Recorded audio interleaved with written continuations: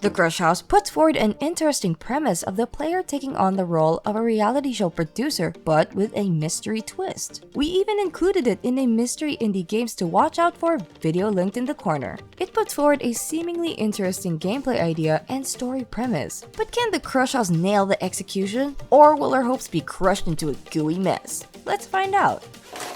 We play as Jay Jimenez, the newly hired producer of the Crush House.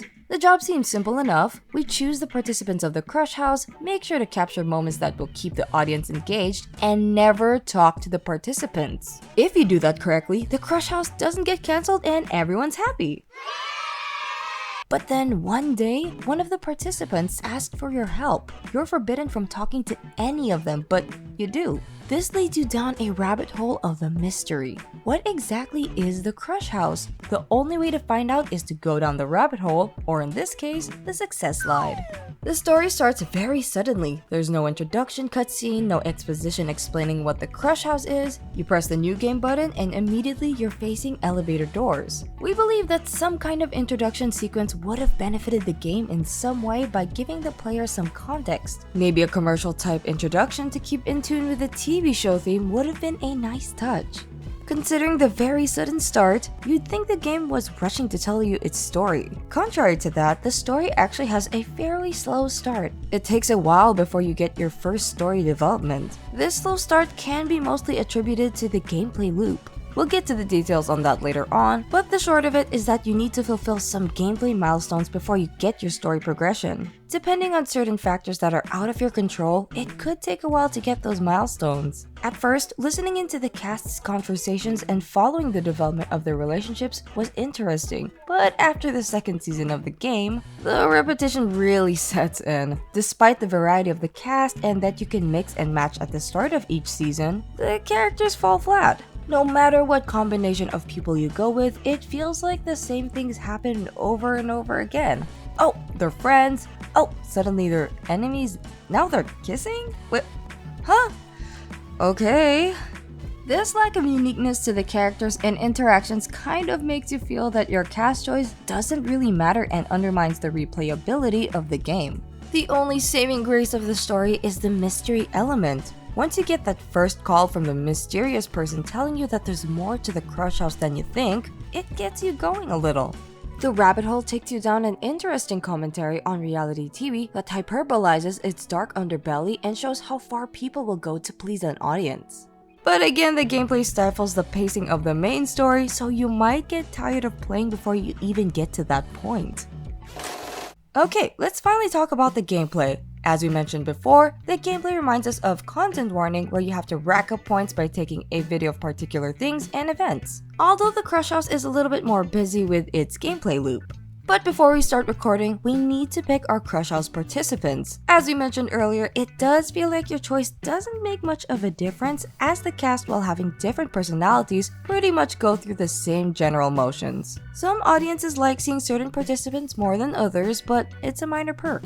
Speaking of audiences, the goal of the Crush House gameplay loop is to film in a way that pleases your audience. Your audience or audiences are determined at the start of each day. These audiences have different tastes or thirsts that have to be satisfied. These tastes range from the typical, like people who want to focus on the cast or people who want to see drama and fighting, to the bizarre, like people who are strangely really fascinated with the lighthouse outside, or the feet people. There's a comment feed on the site that gives you hints on what these audiences want. You can further cater to the various audiences by buying decorations and props that you can include in the background of your videos, or something that the cast themselves can use. To obtain funds for the props and decor, you have to manage your ads. Ads will play whenever you put down your camera and take a rest from filming. You also earn more if you fit the ads to the specific audience that you're targeting for the day. This is what we mean by the gameplay getting really busy. You have to find events and things around the house to film to up your audience satisfaction, all while juggling your ad revenue. That's not all. Remember we said that the cast will ask for your help? You'll also need to do your best to fulfill the cast requests on top of all the other things. Cast requests are important because they trigger story progression. These requests come in the form of needing to film specific events or buying certain items that will help the cast members. Just hearing all that may make you think that's a lot to juggle, and it kinda is for the first few days. You get used to it soon enough the more you do it, but as soon as you get used to the gameplay loop, another problem rears its ugly head: boredom. As we mentioned in passing, the whole gameplay loop will start feeling repetitive really quickly. By the time you reach your third season, it feels like you've already experienced most of what the game has to offer. It's also likely you haven't progressed much in the story either, since you need at least 3 seasons to be acquainted with all the cast members. Adding on to that, it's also likely that you won't finish the requests on your first run with them because some cast members require specific items to be bought to fulfill their requests. So, even if we said that the saving grace of the story is the mystery, you'll probably need some time to see some progress there. We also have problems with the audience system. I feel that some audiences really take you away from the producing reality TV aspect of the game, because some of the audience requests will resort to your filming random stuff just to fulfill your daily quota of audience satisfaction. For example, to gain approval from an audience that likes plumbing of all things, you'll just be filming random shots of pipes, toilets, and sinks. Wow, riveting television. If I wanted to interpret this generously, I could say that this is some kind of hyperbolic commentary on the ridiculous lengths producers will go just to satisfy an audience. But I feel like there could have been a more organic way of doing so that keeps the spirit of reality TV, like making shady deals with the cast to make trouble, or rigging certain props to malfunction so that when a cast member touches them, it results in an on-camera faux pas. Instead, they went with a baffling choice to film fish and a lighthouse for views.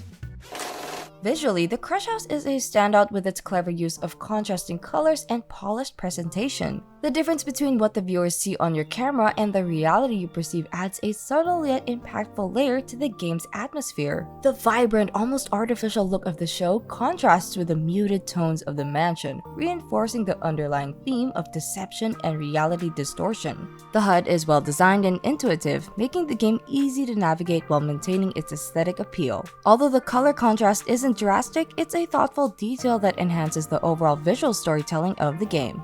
The audio in the Crush House serves its purpose but doesn't stand out as a defining feature. The soundtrack controlled by the radio at the back of the mansion fits well with the game's atmosphere, offering a customizable background that players can tailor to their liking. The character voices are rendered in a gibberish style similar to Animal Crossing. Occasionally, those gibberish sounds sound like actual words, which can be quite charming.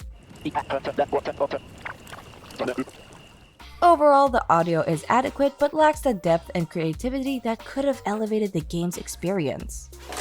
All in all, if you like the visuals and want a story with a mysterious twist, you may like this, but the problem is that you'd still have to go through its lackluster characters and repetitive gameplay to get to the good parts. While at first glance, you'd think this game has replayability because of the ability to choose different cast members. All of them essentially go through the same thing just in a different way. At $18, it seems like a steal, but when recently released indie games with masterful storytelling and characterization like Until Then and Minds Beneath Us are available for just $2 more, it's a hard sell. So we're giving this game a 66. What do you think about the Crush House? Did you enjoy it? Is there something we looked over that you think the Crush House did well? Tell us about it in the comments below. Like if you liked and subscribe for more video game content, and we'll see you in the next video.